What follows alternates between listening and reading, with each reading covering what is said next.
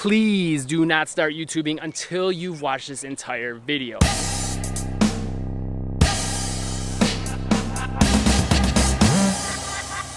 So I've been active in a bunch of different Facebook groups for YouTubers and just reading comments in other channels where people are teaching people how to grow on YouTube. And one of the biggest things I'm noticing is there is a big problem with the mentality a lot of people have about growing a following on YouTube. And with that ties in a lot of the skills and qualities you need as a person that are necessary to succeed. One of the first qualities is you've got to be in this for the long haul. You can't just get on YouTube and think to yourself, I'm gonna blow up tomorrow.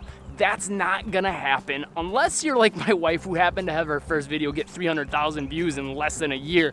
But at the end of the day, that's not something you should be relying on. In fact, if you watch my channel, Inspire Video Marketing, most of my videos aren't getting a ton of views quite yet. And that's okay, because I know it's gonna take time to grow that following, and what my wife had happen is not the norm, it's not typical. Even if you're suggested optimizing, even if you're trying to make trending or viral videos, there's no guarantee. So what should your expectations be then, and what should you do to grow? Like, what should you be counting on to know that you're doing the right things and it's worth you putting in the time? Well, first of all, I would say make sure you're putting out at least one video a week. Do that consistently. Do not count on those videos to blow up. But when you do that, after a time, you're gonna figure out certain videos that are working for you, especially if you're digging into those analytics, which is a big tip. Pay attention to your click-through rate, your audience retention, all those factors are big. Once you've been putting out a video a week for quite some time, guess what's gonna happen? Some of them are gonna pop. And what do you think you should do once you get some videos that pop? Well, make more videos that are like that, right? Figure out what you did in the thumbnail.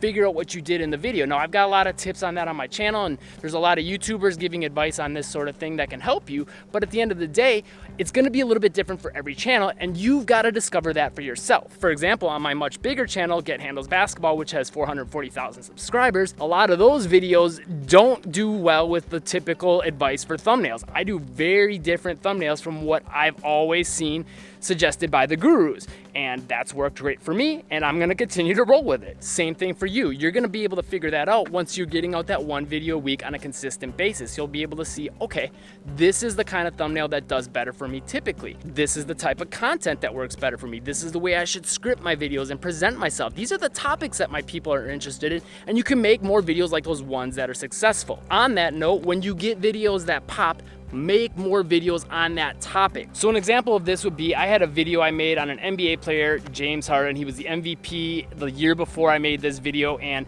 there's a lot of controversy about if his step back was a travel or not. I made a video breaking down why the NBA says it's not. That video got 1 million views in about 6 months. So guess what I did? I made more videos about James Harden moves, the James Harden step back.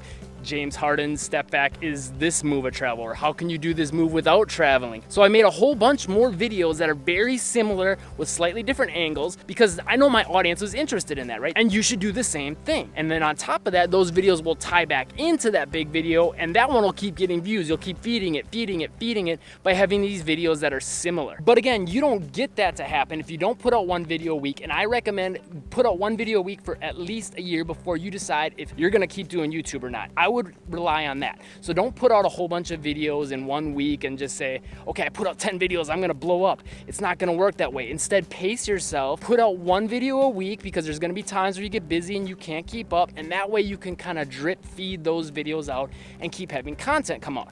Also, make sure you're switching up what you're doing your content about. Now, I don't mean to go to a completely different niche. Like if your channel's about cooking, don't start making videos about basketball. I'm saying figure out different angles and topics and things you can cover within cooking that are gonna be what your subscriber base starts to know you for, but at the same time, keeps them entertained, keeps them guessing, and gives you more opportunities to show up for different types of topics so you can find that big topic for you. And after you've done this for a while, you'll be able to find multiple topics that you can count on to get a lot more views. The other big thing I want to make sure you understand is a lot of channels don't make ends meet with just counting on ad revenue, and I would highly suggest you don't look at things that way either. So you might be thinking to yourself, well, okay, maybe I'll put out some merch or try to get sponsorships, right?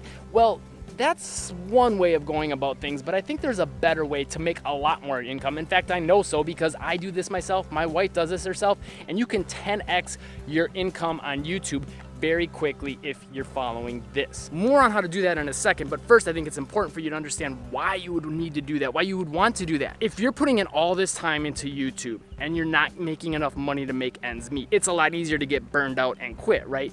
But if you're able to pay the bills or a couple of your bills, how much more likely do you think you are to stick with it? A lot more likely, right? So that's why it's so important to look at the income side of things, because if you're putting in all this time, you're not getting the results you're looking for, maybe you're getting a couple hundred views, but it's not enough to pay the bills or pay any bills, then yeah, it's gonna get frustrating. You're probably gonna be much more likely to quit, and you won't make it to that 1 year mark that's so important. But if you have a proper business in place, now you can take things to that next level, and now you can go ahead and go full time a lot more quickly, and you're much less likely to get burnt out. Now, all this has to be tied in with having a good strategy as far as how you're gonna optimize your videos and the search, suggested, all those things have to be in place, because then, you're putting videos out and you're not giving yourself as much of a chance to get views and grow your following. So you have to be search engine optimizing, suggested engine optimizing, and most importantly, optimizing those thumbnails and your content itself to get people watching longer. Do all those things and you have a really, really good chance of having a long, successful YouTube career. Like me, I've personally been doing YouTube full-time for